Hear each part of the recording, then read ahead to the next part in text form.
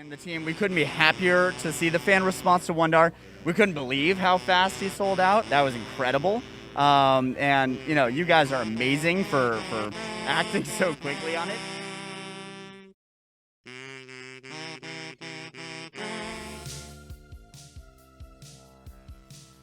Mattel Creations, Mattel's very own direct-to-consumer site where they sell exclusive items, whether that's for Barbie, Hot Wheels, Jurassic Park, or in this case, Masters of the Universe. However, fans have shown a tremendous amount of concern with some of the business practices that are happening on the site.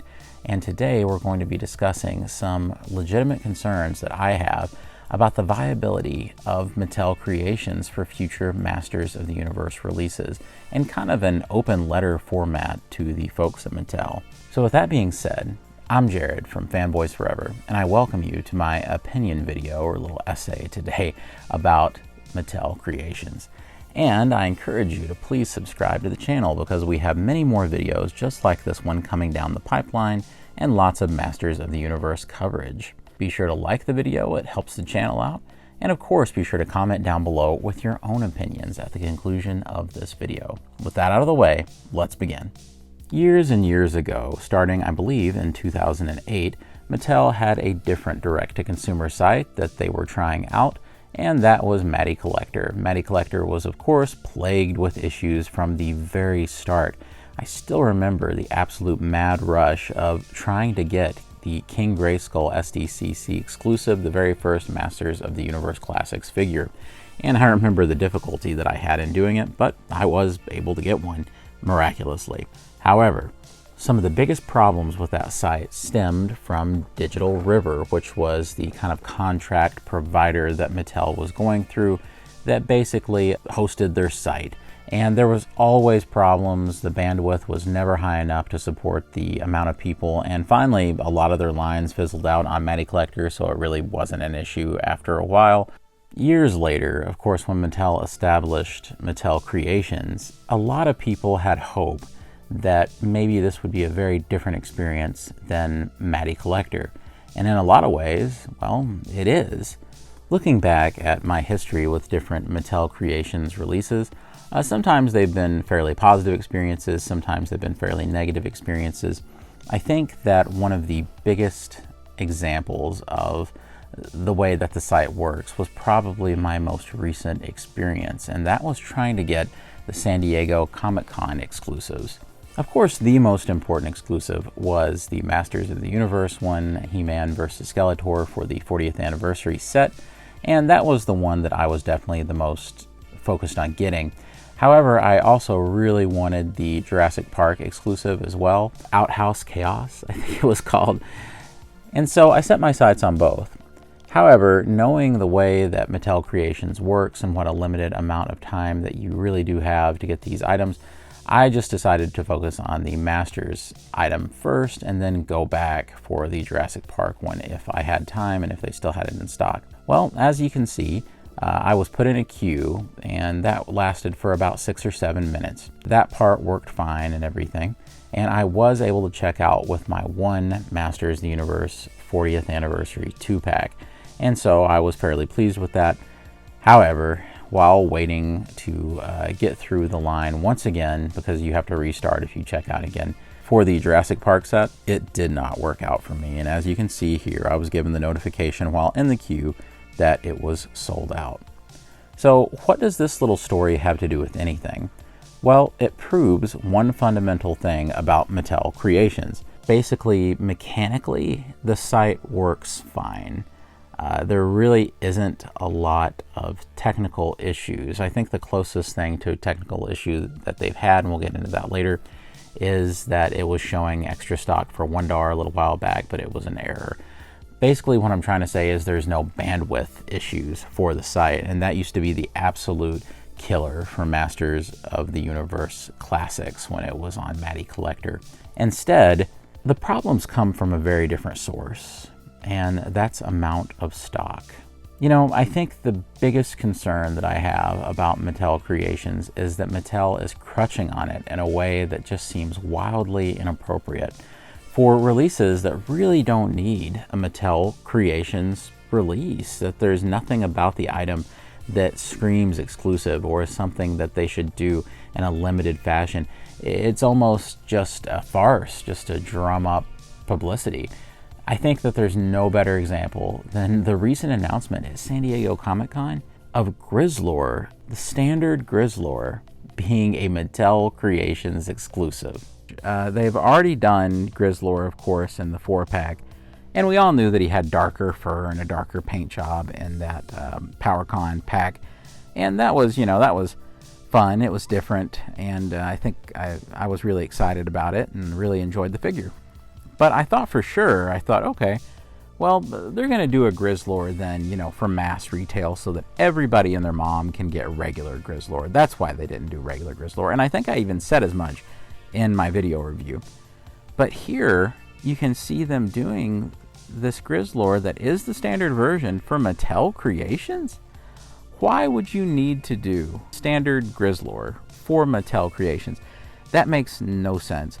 Why wouldn't he just be a standard figure? Is it something about the soft goods fur that it costs too much to do that to each and every figure or something? Is that it? This is extremely disappointing, and you know what's going to happen. It's only going to be in stock for probably about a minute, and then it'll be gone, because that's the way Mattel Creations works. In some ways, it's kind of worse than some of the experiences on Maddie Collector, because on Maddie Collector, at least everybody would be stuck together for a little while. You'd be stuck for 10, 15 minutes or whatever trying to check out. Hey, you might check out in that time, and maybe it would be all right. And then later on, there was plenty of stock to where, that was hardly ever a problem with those fast sellouts, but the line was waning. So with Mattel Creations, it's just gone in like a minute or two. So I don't see this as a good thing. This was really bad. And when Pixel Dan pressed them about the Mattel Creations releases and how bad an experience that like Wondar was, they said they were frustrated. The guy said he was frustrated. But then he kind of bragged about how fast it sold out and how happy they were with that. All right, well, let's talk about Mattel Creations then for a minute, because you guys just recently did the Wondar sale, and it was rough, to be perfectly honest with you. A lot of people missed out on him because he sold fast. Then there was like a second sale, and then all those orders got canceled, and it's been kind of a topic of discussion lately, and people they're kind of afraid of Mattel Creations now. So I just want to make sure you guys know that was difficult. It was hard for us, and we love this stuff, and we want to be able to buy it. We hear it, and I think we're frustrated too. I think on one hand, I and the team, we couldn't be happier to see the fan response to Wondar. We couldn't believe how fast he sold out. That was incredible. And you guys are amazing for acting so quickly on it.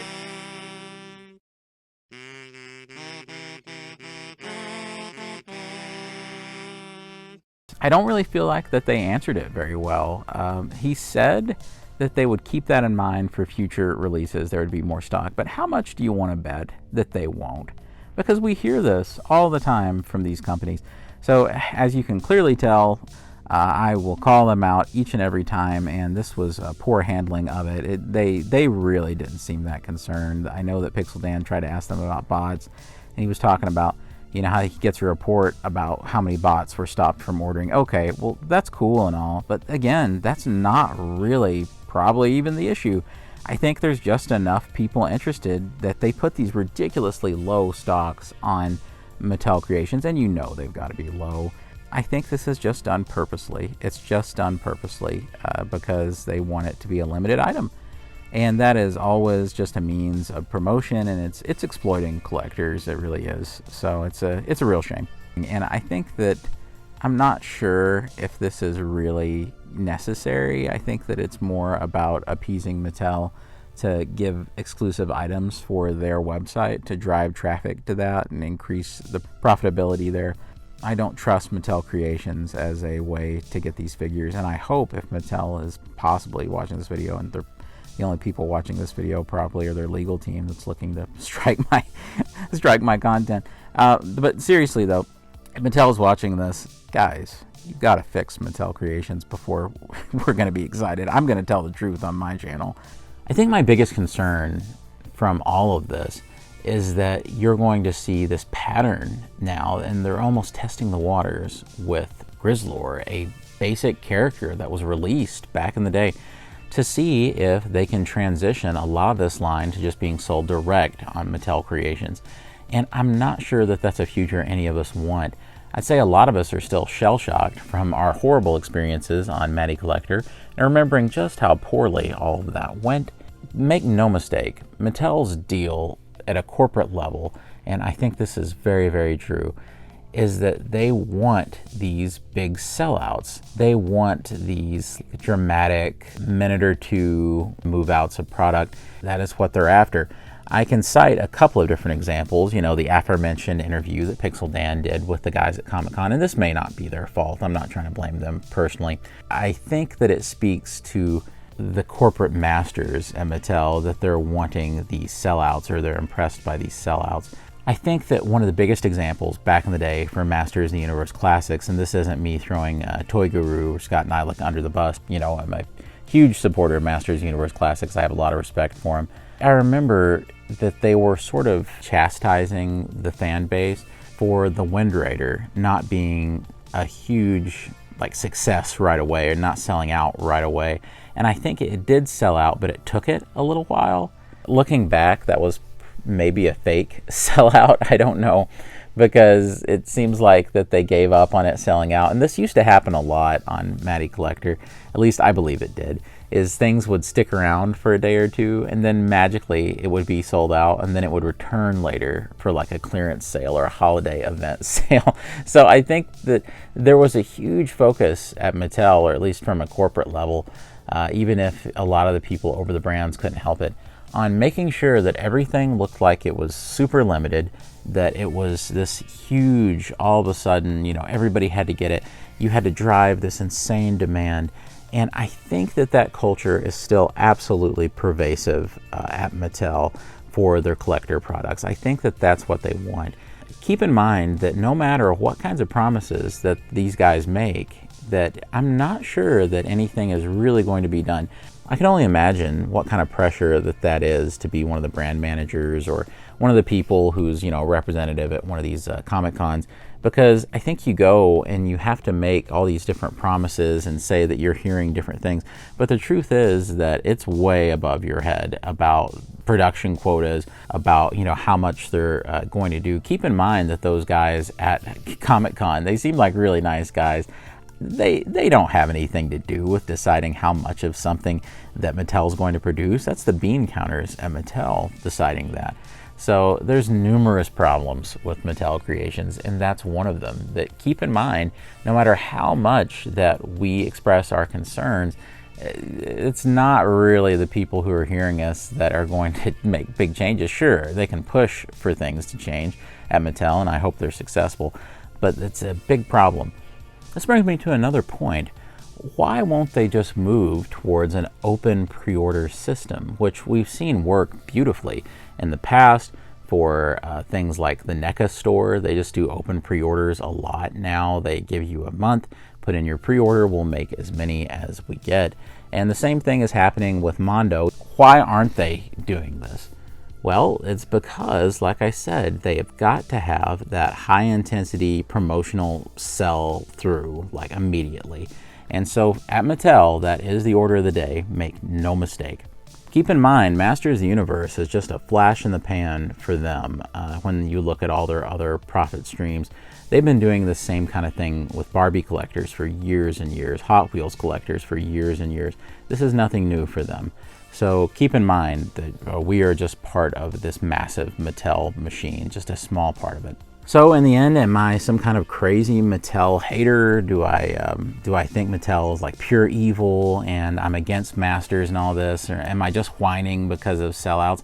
No. The only Mattel Creations Masters item that I ever went after but wasn't able to get was Koldar. And that had more to do with me forgetting that it had gotten listed, and I tried an hour later and it was gone, which bites, but you know, that's on me that I forgot. But I still say that there's so many other people. I'm thinking of the other collectors that I see just here on the channel and all over that are not having any luck. Maybe their internet isn't quite as good as mine or something. Maybe they have some other issues. And if I had been just a minute slower, or in some cases 30 seconds slower on some of these items, I wouldn't have got them. And so I can easily see myself being a part of that. And I'm sure it's going to happen on something that I really do genuinely like care about a lot. Like there are other items that I have a bad feeling that are going to start being more and more of a problem. And Grizzlord, that seems like the start of a dangerous trend for Masters of the Universe. So friends, all I can say is we need to continually remind Mattel that it doesn't seem like a viable option. I really do appreciate Pixel Dan trying to bring that up as best he could, and I know there's a lot of factors in how he has to say that, and he can't, just be belligerent. Of course, he's a nice guy, so he's not going to do that, and I'm not advocating anyone do that. That's not how change comes about. I'm just saying that I appreciate his efforts while still maintaining his composure. And I think that, in the end, these toys are not the most important thing. They're just toys. They're just a hobby. I still can't help but feel that there's a whole lot of intentionality behind the way that Mattel is handling this. As some people have pointed out, there are people right now on eBay who are selling 6, 8, 10 $1. So there's got to be something going on a little bit further than Mattel is willing to admit. And perhaps they need to start looking at multiple accounts being linked to the same address. That might be a good first step. I had to offer some kind of constructive criticism, right? Instead of it just being like a straight complaint video. But let me know down below, do you guys have similar concerns? Is this something that you think we should be on the lookout for? I know that I'm concerned, and I hope that Mattel can reassure us in a more concrete way. And Mattel, if you're watching, I challenge you to comment on this video, and I challenge you to make a statement. I challenge you to address some of the things that we're concerned about, and a lot more than maybe we'll do better, or sending one of your poor representatives out to try to smooth things over after corporate fails in a major way. So I do challenge you to do that. Who knows, maybe you'll just copyright strike my video. That'll be fun. Friends, you all have a wonderful day. God bless you and yours. Be sure to subscribe and like the video and comment down below. And I'll see you on Fanboys Forever. Fanboy out. Good journey.